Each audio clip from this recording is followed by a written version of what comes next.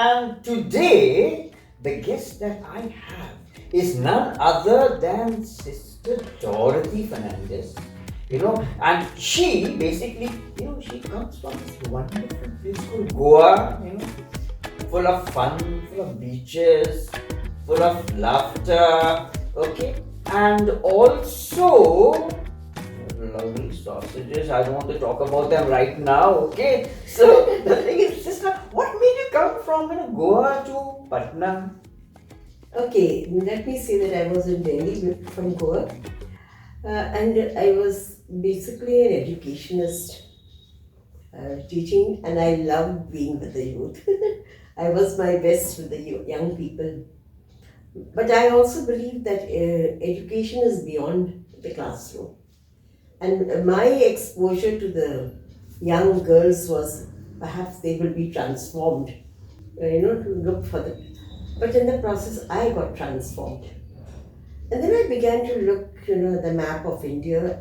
And when I see Bihar, I said, my God, seems to be a God-forsaken place. Like, nothing seems to be, education is, every index you're the lowest. So, when we did the dance drama of the founders for 250 years, I was doing this dance drama, and I was very happy. At the end of the dance drama, we did the performance, 3-act play dance drama.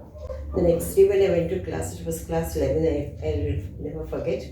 And then one of the girls told me, she was Rajni Vij. She told me, sister, I want to ask you a question. I said, now God, after so many days of enjoyment, I said, now what is she? Sister, what was happening in that Shah auditorium in Delhi? I said, that was the reason why I'm here. The lady who began this congregation, I'm here because otherwise I would have been somewhere else sitting down in Goa and enjoying my life. I said, so I'm here. But the next question was the bold from the blue. She said to me, if that is what Nano was doing, what are you doing here? And I was struggling to move out of this formal education to work with people on the periphery. That was my confirmation that I must get out. So they say from the mouths of babes. The truth is spoken. So it was. I was struggling for the past 4 years, and this was the last straw. Dorothy, you have to go. Nothing more, nothing less. So in as much as I loved the youth and education and teaching, I said, no, this is where my heart and my God is calling me. So when I came to Patna, what I saw kind of gave me such a shock of my life, because if you know, in 97 I came to Patna, it was nothing like what it is today. I began with education because I believe, being an educationist, I believe that once people are educated, that can definitely transform their lives. So in dialogue with the community, a mixed community at Navjyoti, the Jesuits, one Sacred Heart sister, one CG sister, began this mission in Maner. And I identified 25 villages, and we began the non-formal centers in 25 villages. That was the beginning of education. It went on for 2 years, then we did an evaluation. Then I opened 2 little schools in the panchayat. Then one continued in a village called Islamganj, and not a single person educated. And by God's grace, began teaching in the Panchayat Bhavan under the mango trees. Mango trees will be a little bit of a distraction, no? You are taking your children under the mango trees. Because that was the shade. But not in the mango season. So from there I realized, if I need to do something that is going to really make a difference to the people, a micro level intervention is not sufficient. So I moved to the urban poor. I don't call them the urban poor. For me, they are the unprotected citizens of a city. Because they contribute with their blood and their sweat, but the city is very cruel to them. And there is no protection, there is no social security. Yeah, there is social, but they have no right to the city. Yes. They have no right to, they cannot live in the city. The government is not prepared. So, fortunate to me, in 2005, when Nitish Kumar became the first chief minister, at that AN college, he used to stay there, opposite there.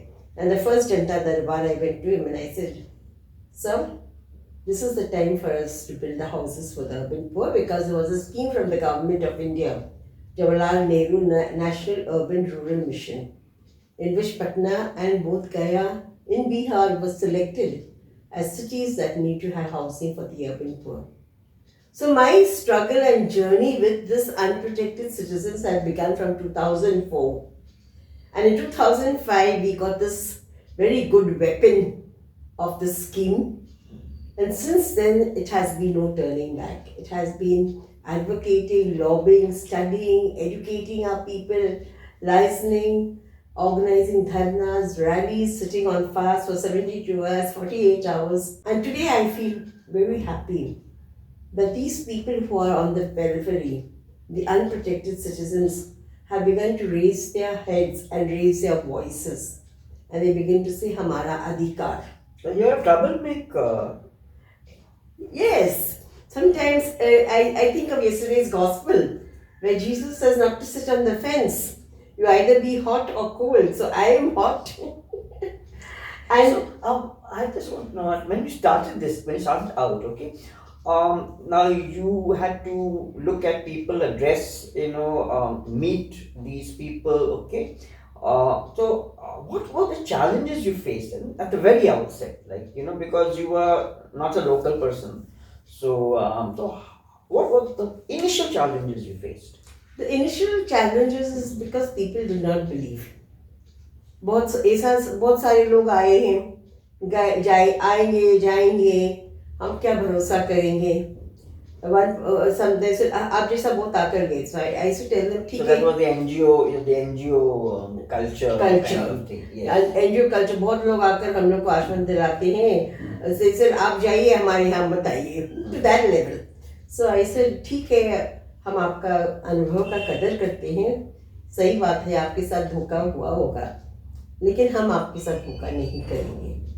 So, in spite of the continuous unwelcome, not accepting, but one strong belief that you carry within you, I am going to do this. This is my conviction, my determination. This is my inspiration of Jesus and Nano, our foundress, that you go to the people. Because I believe I have not constructed any institution. Because Jesus never had an institution. He went to the people where people were.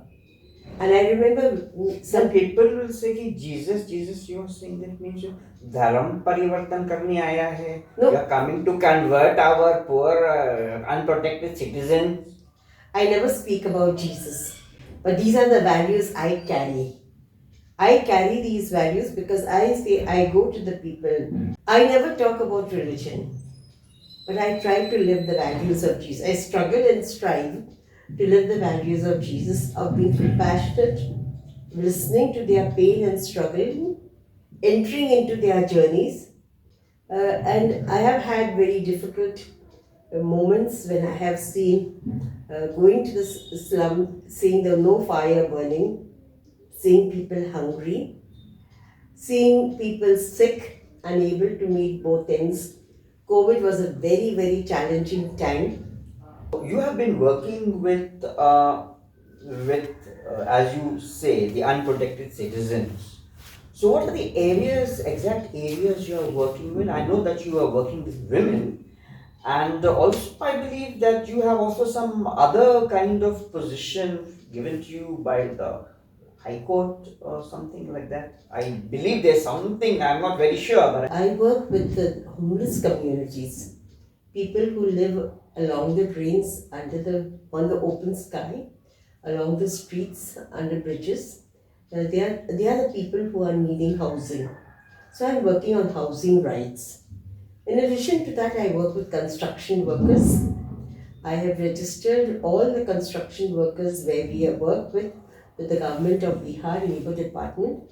And once they are registered in the government of Bihar Labour Department, they are entitled to schemes. So I have my team members who visit different points where the construction workers collect in the morning. Like Jesus is the man in the gospel that comes and looks for work, and at the end he does not get work.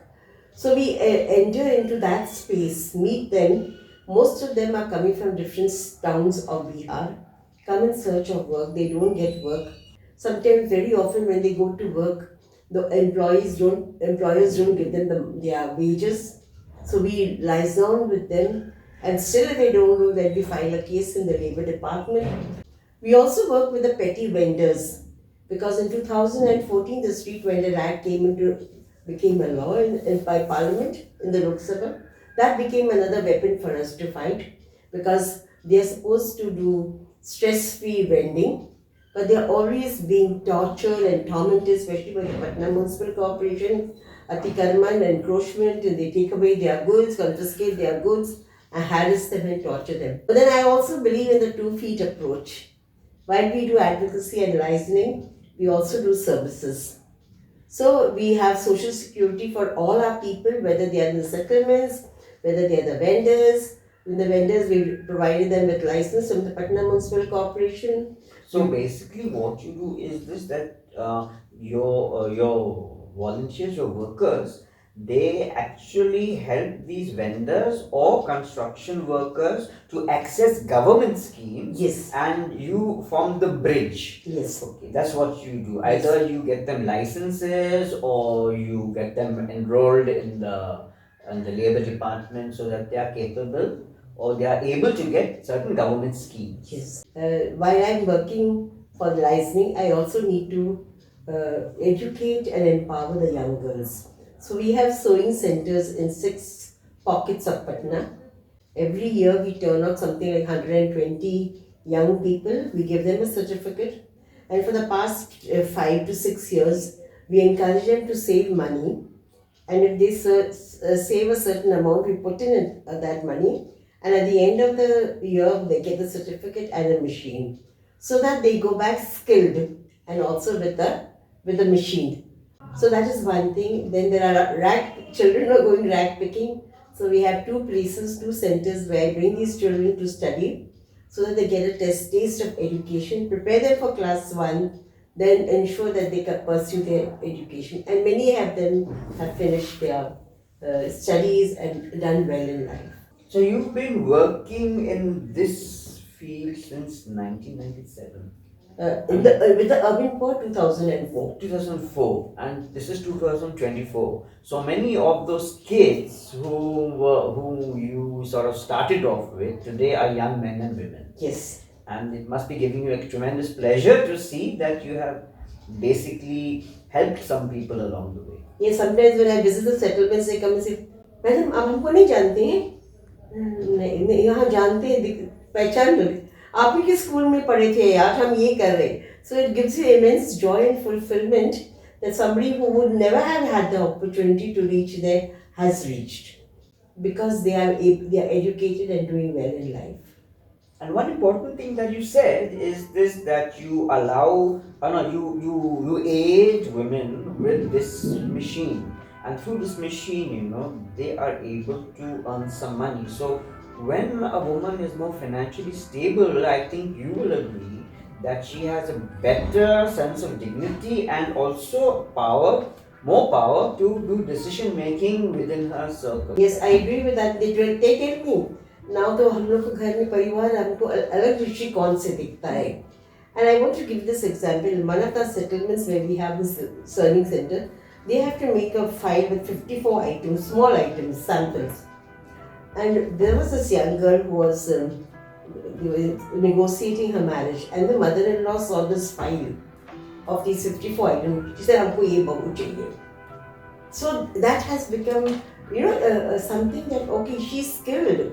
She will be not a liability, she will be an asset to my family. And I have begun about 40 young girls in 2 slums who can think beyond marriage.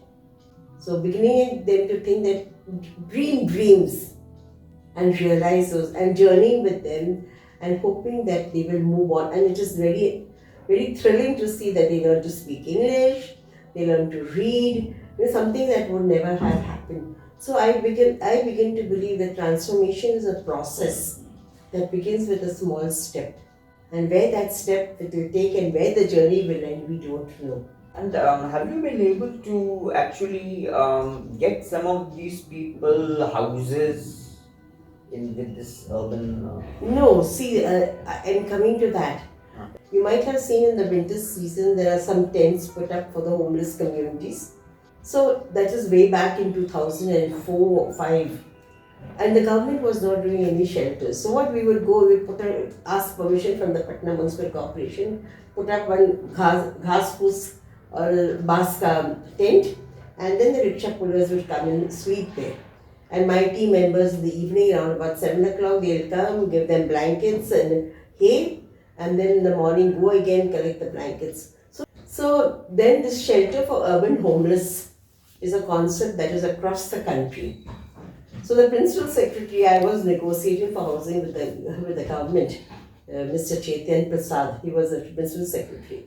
And one day I told him, sir, I had filed a case in the High Court. So he called me and he said, I want to talk to you and I'll understand the problem. That principal secretary proposed my name to be a committee member of for the shelter for the urban homeless of Bihar.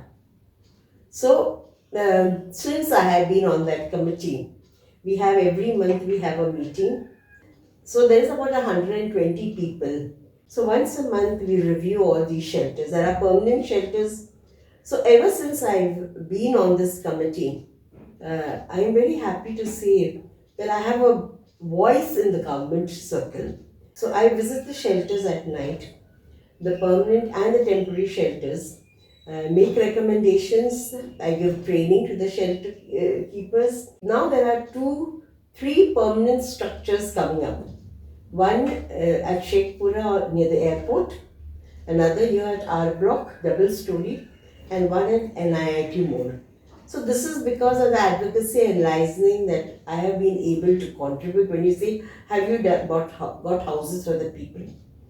I have not got, but we have done 100 surveys and their names are come in the Pradhan Mantri Awas Yojana. But the problem is with our Nitish Kumar because he does not want to give NOC for the land. The last PIL I filed in the High Court, the judge asked the principal secretary, when are you going to relocate people or get land? So he said, हम लोग खोज रहे हैं. So he said, कितना दिन लगेगा? अभी कितना साल हो गया है? So there is no political will in this feudalistic system for houses for the poor. Yes, so we've come to the exact point, political will. So if there's political will, then evidently the land could be made available for scheme. And another important thing which I keep thinking about is you talk a lot about women. Okay, good. I said very nice. But don't the young boys also need to be empowered and need to be addressed so that patriarchy is not perpetuated? So is there any kind of your thoughts on that basically? See, I don't work only with women. I work with communities. I work with families. Family means husband, wife, children. So I address every sector. So I don't work particularly with women. I work with communities, with families. Unfortunately, the young people are lured by money, especially the boys. They don't want to pursue their studies. They don't want to be skilled. See, many of them, I can tell you in the settlements that I work with, they get a job as a driver in one of the IS officers' vehicle or somebody's vehicle, and they're happy, quite happy with the 1000 रुपया महीना मिलता है, आराम से जिंदगी जीना है, गाड़ी घर पर आकर आ जाता है. I'm trying to talk to them, but it's very difficult to change the mindset of the men. And I want to tell you, there was this father, Jesu Raj, Jesuit, who was wanting to send young girls to Bangalore for different courses.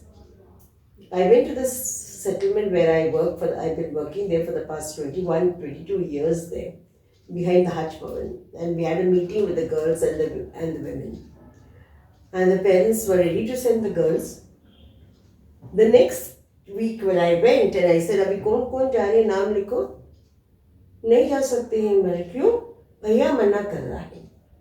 So the men, the young boys are controlling the lives of the young girls. So some of the girls very openly said, भैया लोग कहीं भी जा सकते, कभी भी आ सकते हैं, हम लोग को रुकावट क्यों है? So they're beginning to question, they're beginning to challenge their parents, and that's the change that I'm seeing. Because the young girls, when we are bringing them out, when we are exposing them, they know there is another world, not only the ghar. So it is a very slow process. But I do believe that change will come. And change will come with the young people. I believe we have to, the future of this country, of this state, I always tell them, Naya Bihar banana hai. So if hum log ko Naya Bihar banana hai, then we have to contribute. We have to first of all change our mindset. To discover the power, you talked about power, all of us power within. And I realized it was very heartening on the 6th to see young girls from the settlements come before the mic and speak and share what their dreams are. So this is a slow process of empowerment. Unfortunately, when we go to the settlements, we can never find the young boys. वो लोग काम पर चले गए, other बैठकर खेल रहे हैं, ताश खेल रहे हैं. But we don't get them because of inflation, which is the next issue I would like to talk about. It's the women who are gathering. Inflation, hatred, poor governance, and I'm trying to educate our people. Today we are sitting down here and talking. If we are not alert and do not exercise our franchise appropriately, we may never be able to sit down again like this. So this 2024 elections is a challenge. That is why for the theme of our Women's Day, I said the role of women in safeguarding our democracy and our constitution. And if there is one thing that binds us together as Indians, irrespective of what faith group I belong to, it is the Constitution of India, which gives us the right to be citizens of this very beautiful city, of this country. And therefore, I would like to once again emphasize the need for us to get in touch with the Constitution of India. And it's a challenge. I think many years ago, Father Mandra began this teaching constitutional values in the schools in Patna. But somehow, since we have in Patna, I know everybody looks to the missionary schools for admission. So if we are looking for that, can we also pave the way of teaching the Constitution there? Put it as one subject in our curriculum. Have debates on that. Organizing programs on that. It's not enough just to talk about the Constitution. What does it translate into action? So we need to be action oriented and we need to be inclusive. And the last thing I want to say, we are living in a very difficult and challenging times. In Assam, they are saying, remove the statue of Jesus, remove the statue, remove your uniform. I am saying, is there a way that we can win-win situation? Why should I remove Jesus? But can I put this picture of Saraswati, goddess of knowledge? Inclusive. Huh? We have 95% of our children coming to our institutions who don't believe in my faith. But if you put this picture of Saraswati, what harm is it going to do? So if I put this picture of Saraswati, I will not remove the picture of Jesus. Why should I? So I think we have to think out of the box. We have to think of creative ways how to handle the present situation without getting into loggerheads with people. So there is so much that we can do. There is so much that we can be. Unfortunately, we have to take that one step. The journey of a lifetime begins with a single step. the journey of a lifetime begins with a single step. And I think the journey of our series has begun with this small step. And maybe another couple of episodes later, we'll be engaging Sister Dorothy because she's got such interesting, a look, and very interesting way of looking at things. And also,